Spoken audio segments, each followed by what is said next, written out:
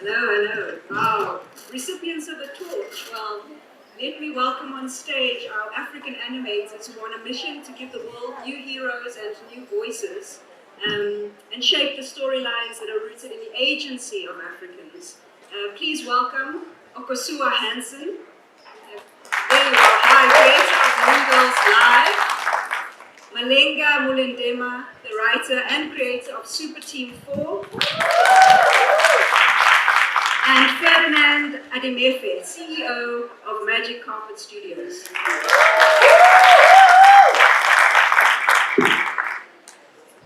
Now, Akosua is the creator of the thrilling and philosophical Ghanaian graphic novel series Moon Girls, which follows the adventures of African queer superheroes fighting for an Africa free of corruption, patriarchy, and the legacies of slavery, colonialism, and neo-colonialism. We're going to have a little snippet of her Moon Girls. Okay, cue it. Oh, okay. We don't have that on you? Afterwards, right. Malenga Mulendema, her animated series on Netflix, Super Team 4, follows 4 teenage girls in a neo-futuristic city. These girls juggle their school lives and being superheroes who fend off supervillains, turning from 4 friends into a superhero team. And Ferdinand Ademefe is a creative entrepreneur and founder and CEO of Magic Carpet Studios, an innovative storytelling company that specializes in developing authentic African stories into the global market. Now, what I love about animation is that it has the ability to make present what is potentially absent. In the African context, this ability is crucial to reimagining the self and recreating a continent that is future forward. Right. So, Ferdy, talk to me. You've got a very successful animation studio based in Lagos. Talk to me about why you've been determined to disrupt the industry and how you've gone about doing it. Thank you for having me, Africa No Filter. We've been building the Magic Carpet Studios for about 6 years. And for us, it was about sharing a part of Africa with the rest of the world. I grew up watching a lot of Western movies, particularly animation from creations from Disney, Cartoon Network, and we wanted to also share that. Now, for many of us across Africa, we know we're sitting on treasure troves of stories. And animation is such a powerful tool because it can help you assess the past, imagine the best possible future, and escape a lot of the limitations, right? But what we did not understand is that it was more expensive. So we only found out in the middle of the journey that this looked easy but not easy, right? So the first thing that confronted us was capital, right? And like we already heard here, there was a lack of patient capital. But there's also something you need, patient talent. Because for us to export it, you need people that can stay 2-3 years to grow it. And even in Lagos at the time, no university offered animation. I thought it was a Lagos problem. I looked across Nigeria. No university offered animation. And even across West Africa, it was almost a pattern, except in parts in South Africa where you find that. So it's an industry that is coming of age. You look to India, about 25% of their GDP comes from service sector that is heavily dependent on industry like animation. Right? So for us, we also didn't just want to share our story, we wanted to create jobs. And we saw that if the 250 million Nigerians can buy a movie or subscribe, it's numbers. But how do you even get to the point, right? So we had the challenge of capital, the challenge of capacity, right? And that was the way we now, what we did was to create Magic Lab, which became our training arm. And literally, we had about 50 people in the studio, and at least 95% of them were trained through that program. It was a hard work, but it was deeply rewarding. So for us, in the next few years, our focus is to really share Africa. When I was growing up, I'll end on this one. When I was growing up, I watched a lot of Western music and movies. And for you to globalize at the time, you literally had to westernize. You have to sound like it to work in the radio station. You have to sound like it or rap like it to get it in. That is changing. Now, what we are seeing is for you to globalize, you literally have to Africanize. Right? Afrobeat is everywhere. And the interesting thing about Afrobeat is, you can talk to that, you need it.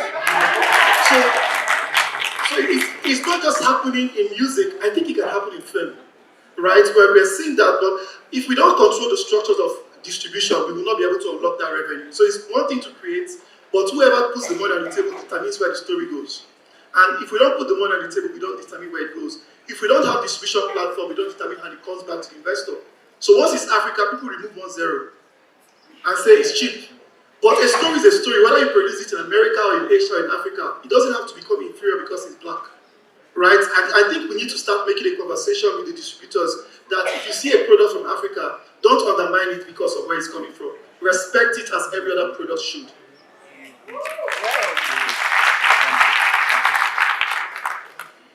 So, Malenga, I mean, you obviously can resonate with the, I saw you nodding there, the cost of making animation. Tell us a little bit about the story of how you, firstly, why you decided to do it in animation style, and then how you went about getting onto Netflix, and a little bit about the process. Yeah, I mean, my story begins 8 years ago, around 2015 in Lusaka, Zambia. So what's interesting in my journey is that I never considered animation, right? Because I'd never seen anything, like even the show that we've created, right? And so I was exploring other different creative paths for myself. And so this story lab from Cape Town, South Africa, actually, just showed up on my timeline, and I decided to apply, but not for the intention of having a show that would one day be on Netflix, right? My interest was the workshop, to be in an incubator and to be cooked and come out much better and continue the struggle of trying to be a storyteller back home in Lusaka, Zambia. So interestingly enough, it kept going, and like people were like, okay, we want to see this go further, we want to make this show. And so it was an 8-year journey to get from the simple concept that I took to Triggerfish in Cape Town and having it on Netflix. And in between, lots of struggle, like you said, the financing, right? Triggerfish had put up some funds, and for me it was quite special that an African country gave me an opportunity, right? So I'm only here because South Africa said, come and tell stories with us. So Triggerfish Animation Studios is leveraging African talent from the continent, right? And from then on, we began to build a team around the concept. So the writers' room for Super Team 4 is made up of 8 African women: Senegal, Ghana, Nigeria, Zambia, Kenya, Volino Gutu, and one other writer from Kenya as well. And then we also have some actors in the show from Kenya. And so we continued on building. So we have artists again from across the continent: Cameroon, Congo, some Zimbabwe, Malawi. And so the whole process was sort of Africa cooking this great gumbo together, this great stew, to bring this show that is, the foundation is joy and fun and silliness, right? And to really ground it in the specific culture of Lusaka, Zambia, but then put in elements of all these countries I'm mentioning, right? There's a Congo influence, there's a Kenya influence. So language in this show, like the layers are incredible in this show, right? And so when I come here, Africa No Filter, the show came out in July of this year. And I'm so happy to round up the year with this conference because it embodies everything that we've been saying here, right? So the show is so layered. It's a cartoon and the target audience was 6 to 11, but it's for everyone. But in terms of the layers, for example, we talk about corruption and we talk about the energy crisis that we had in Zambia, and I'm sure other countries, the load shedding, right? But in a comedic framing, and it's fun, and these girls are kick-ass, and they're led by Granny, right, and her goats. So it's quite interesting in the comedic framing of this show that we can touch on so many different issues. The corruption is there, the fun, and the agency, like you said, right? So there's a crisis in the city. Mama Kay says, I've done this before, but I need young, new minds, new creators, innovative young people to come on board. So the duality as well of, and it's very much influenced by actual African ways of doing things, right? There's a crisis, we get up and we do things, using the resources that they have. So the villains on this show are much more resourced, but the girls have to be, use their ingenuity and their smarts to get things done. But on the flip side, we show their home life, right? They're all from different ethnic backgrounds, different class backgrounds as well, and different interests. They look different, their hair is different, their bodies are different, speak different languages, and somehow work together as a team and figure out how to save the city. So all these things that we are saying here, I think we've done it. So if you're giving a prize, you have to give us, because we've really embodied what you are saying as Africa No Filter. And so you definitely have to check out this show because it does the things. And also technically, though when people are reporting about this show, nobody says the quality that we put into this show. Nobody says how technically it's brilliant, right? The writing is brilliant. The music on the show is brilliant, and it's because of Africa. So this is a show for Africa, by Africans. This is an international crew that's part of of it, but the voicing, the acting, the writing, everything is African influenced, African done. Is it Pongo, one of the musicians? The musicians that we have, Sampa the Great, an incredible rapper, musician. You hear her voice when the show opens, and we have beautiful music. Beno Nono, a Nigerian, created the music around the show. But when you spoke to him, but it's so wonderful to be in a space with other Africans where you don't have to explain. No explanations. When I tell a Nigerian, we say zone, I like it, put it in, no explanation needed. Right? So it was that kind of room that we're in as writers. Just pour in your things. If Zambia cannot find a phrase that's funny or interesting enough, Senegal will provide one, Ghana will provide one. So that's basically my journey to getting Super Team 4. And thank you. And I mean, going back to that idea of having a familiarity, like how does that familiarity help the creative process? Because, often we found ourselves in spaces that are a little bit hostile, where we have to explain ourselves constantly, and how that, narrows our ability to be creative in the fullest extent. So I think lots more of this African gumbo is needed, right? Do we have the video ready? Technical team, can we play a clip of the video? Destiny destroys to rebuild. Destiny gives only to tear away.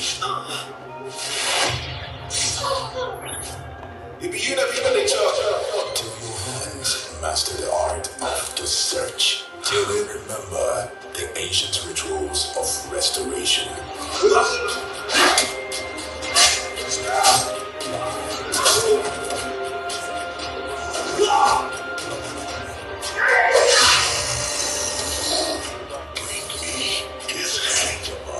Truth of Destiny. And hearing us what it's in our Ramo, 22nd September, 7 p.m. Book your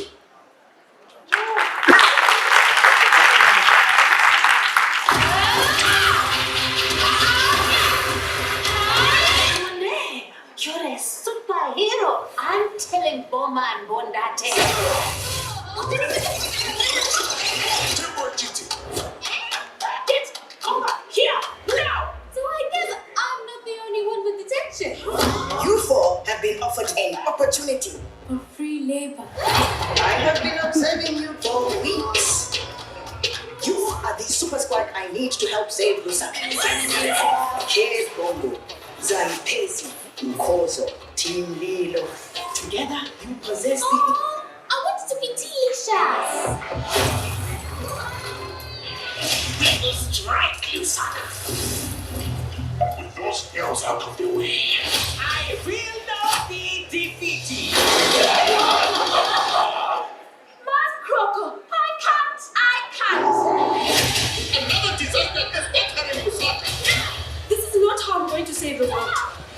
Stay away from those friends of yours. I can't do it all. Did you think you were going alone? We are a team. Always. It's go-go time.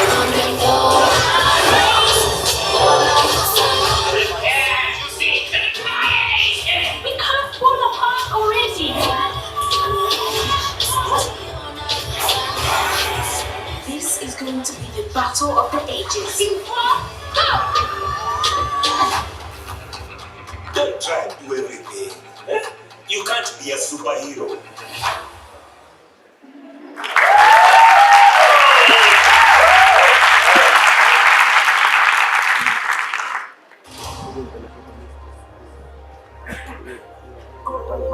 Before the eyes of the world, the renegade becomes the hero.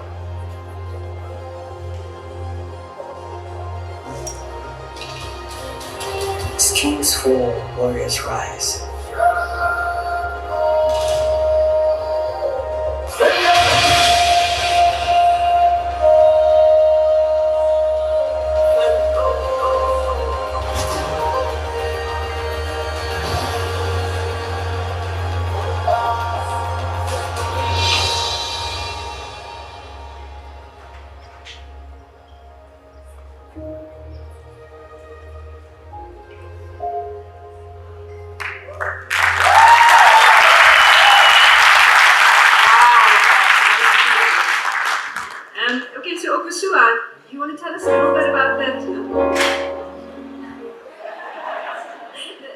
the video that we saw, tell us a little bit about Moon Girls, what it represents for you, and why it's important that these stories get told. And also, I'm quite interested in why animation.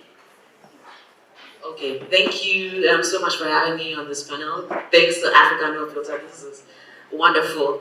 So the very first video you saw, Jabari, is actually a production by Animax FYB Studios. I'm on as a writer, and it actually just won the award for Best Animation at the African Movie Academy Awards. It's a big one, we're happy.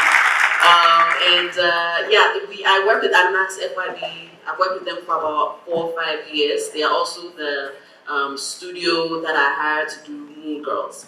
So as she said earlier, Moon Girls is a graphic novel series, follows the stories of queer women superheroes. For us, it was very, very important, to center queer lives, because as we're seeing, it's what's happening on the continent, specifically what's happening in Uganda, what's happening in Ghana right now.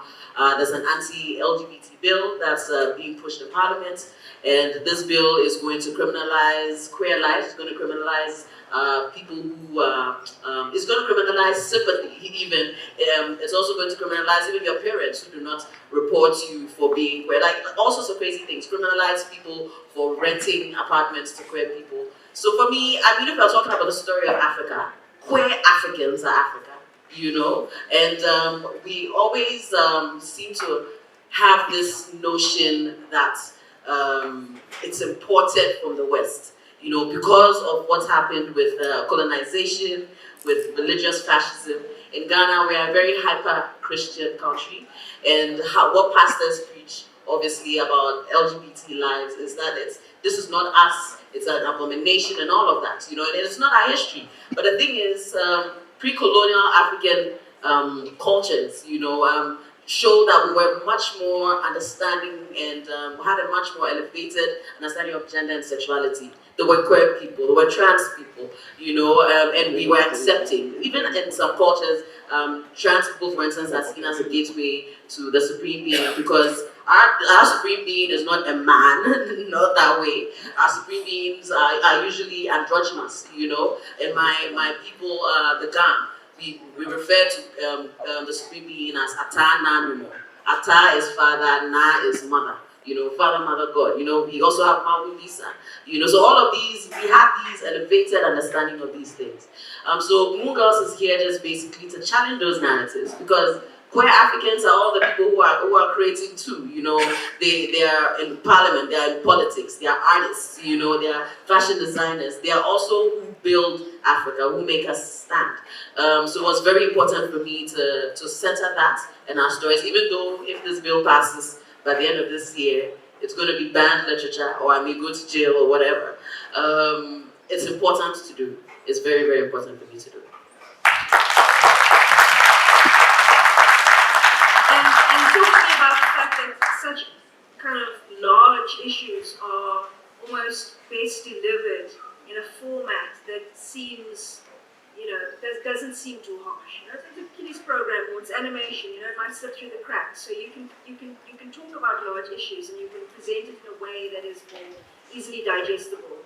And I think that's the power of animation, is that you can deal with large themes, but you don't necessarily feel like you're being lectured to. It can seem like entertainment, but subconsciously you're being told, look, this is the reality. We've got this long history. We've got these other ways of being. We can tell the world in a different way. And I think that's the power of animation, maybe. So going back to the industry part of it, because of course, we all want to be able to tell more stories. If you could, Ferdinand, give me, 1 or 2 pointers. If you could change the industry with a magic wand, and you could say, I want this and this change, what would be that for you? I think it's first the understanding that animation is not for children. Animation, if you look at the top any movies, animation sits there. And also, the second thing I'll also change is the nature of the capital that is funded into animation. There is non-existent in Nigeria at this time, because oftentimes the VCs there are not tech, the designs are around tech, not animation, and most of them don't fully understand the space, right? You can't completely de-risk it because it's just an emergent space, right? So those are 2 things, and access to capital will be very, very strategic for me, helping people understand that it's not just a passion decision. I'm not doing a hobby. I'm running a business. And also as a creator, quite frankly, I had to learn halfway of my journey to become a businessman. I literally will be answering business questions with the art. And they'll tell me, why is this going to sell? I'll tell you the story, the world, this prehistoric Africa, this pre-colonial, and the investor is waiting for numbers, right? So I had to start learning how to speak the numbers. And there's something that hits me while I was sitting down there when you were talking, that, we say in animation, this is the age of Africa. Because if you look at Black Panther, Woman King, it's like the global appetite is moving here. So the numbers should tell us that. But truth be told, I realized today, there was never an age that wasn't the age of Africa. Right? If you date back to literally every civilization, industrialization, it was either the manpower from Africa, or the art from Africa, or the raw material from Africa. What is changing now in this age of Africa is that the power of creation is now domiciled within us. We are now participating in how the stories are told. And that is very important for us to develop capacity to retain our IPs, so that there is no neo-colonialism through selling our IPs. And if you're an African here, you're still creating from a colonial mindset, you won't run very far, right? Because you create for just the box. So it's important to decolonize even how we interpret our stories and how we tell them, right? And that is a challenge that we must constantly embrace. Africa is not primitive, it's not native, it's unique. So what they might not understand, you have to help them understand. All we need is one or two successful stories like what you're doing, and the world will come. Because all we're seeing from the West is endless repackaging. Like, the stories are here, so we better start telling them. So I really want to work on the African consciousness. Monkey's question as to how do we retain this momentum is an ideological conversation. We need to deepen the understanding. It's an African consciousness. If we don't embrace the consciousness, we don't make it into something that we can sustain. Consciousness will sustain the momentum and translate it into civilization and actually change things, right? So I don't just want to approach medium of art. I want to approach it from an awakening point of view. That I want to always tell an African story. No, if I tell slavery, you won't cry and tell me how we suffered. I want you to watch the story of slavery and say, now I'm awake, and this will never happen under my watch. Whether it is a modern slavery of any kind, nobody's going to be marginalized because I'm here, right? So I think it's what I want to achieve with my story, awakening with the African consciousness, not just helping you feel bad or feel pitiful. There's no money in that. There's nothing in that. You understand? So the idea is to really awaken us, and I think that awakening is what Magic Carpet is doing well. We spend hours drilling into our stories. Like, we're very, very spiritual on the surface, though. Right? Because African spirituality is not Western spirituality. You have to decolonize your mind to understand this one. Because at the end of the day, we only presume spirituality through the West. Right? And I think our stories can help us travel our stories in a way that can be truly empowering for us. And not take away from anyone, but help them see us for who we are as we are.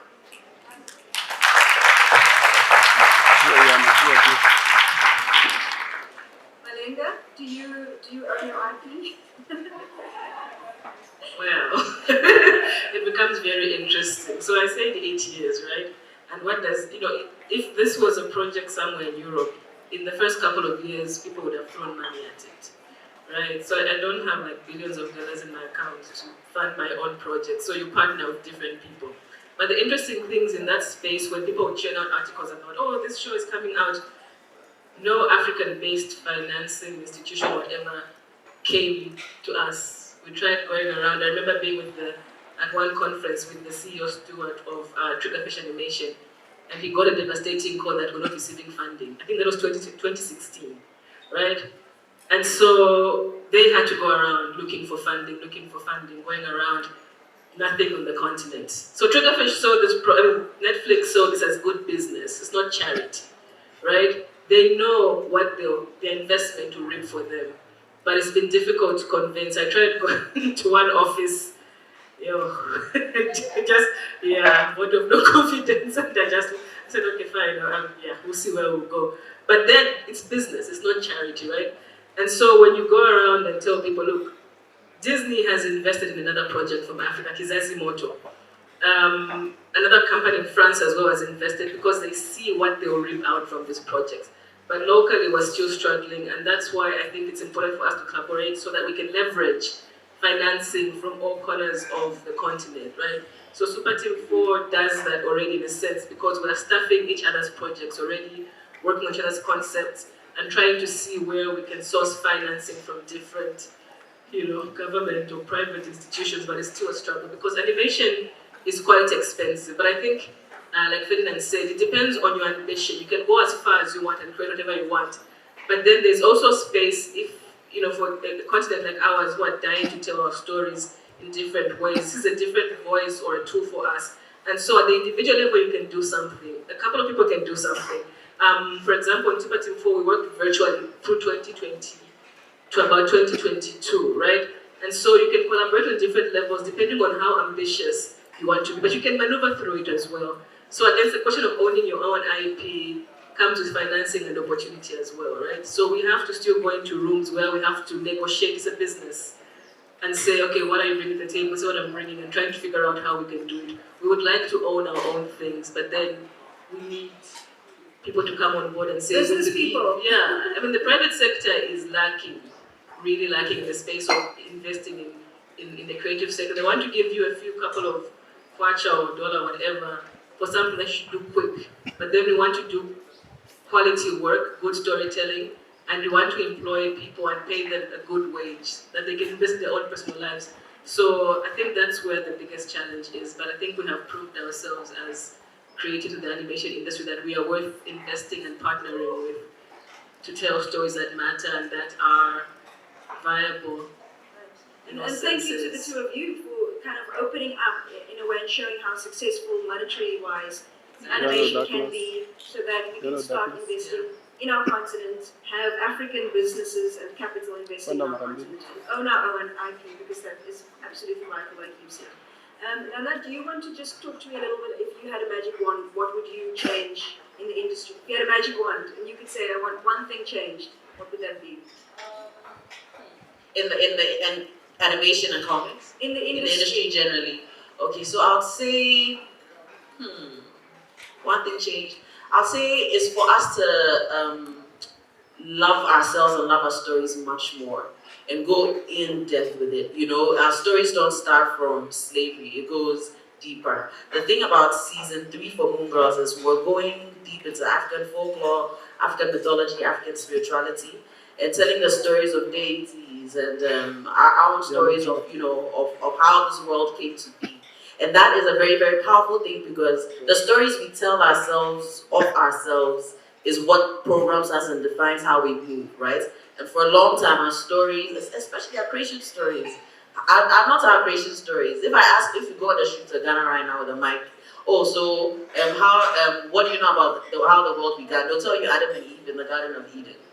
So how we twisted, for instance, in Moon Girls, I'm telling you the story of Eve and Ogo, two women who meet, two deities who meet in a place, and they have a philosophical adventure together that helps them find truth. It's just for us to play with fiction, play with our stories and mythology, and for me, that's what I hope for, and not just also for it to become a commodity, for us to commodify it, because I've also seen that happening. These are powerful spiritual stories that passed on to us by ancestors. We have to mold them and bear them that way. Well, the young generation, and not just the young generation, I think this generation in Africa needs to see themselves in positive models, which we're seeing through the work of the three of you, and we need to understand and imagine ourselves differently, and I think animation is a very, very powerful tool in that. So thank you very much to our panelists, and I think importantly for us as creatives, let's learn a little bit more about the business side of it. Let's try to understand, take a leaf out of your book, understand what it is that contracts are, IP is, so that we can not only tell our own stories, but own our own stories. Thank you very much.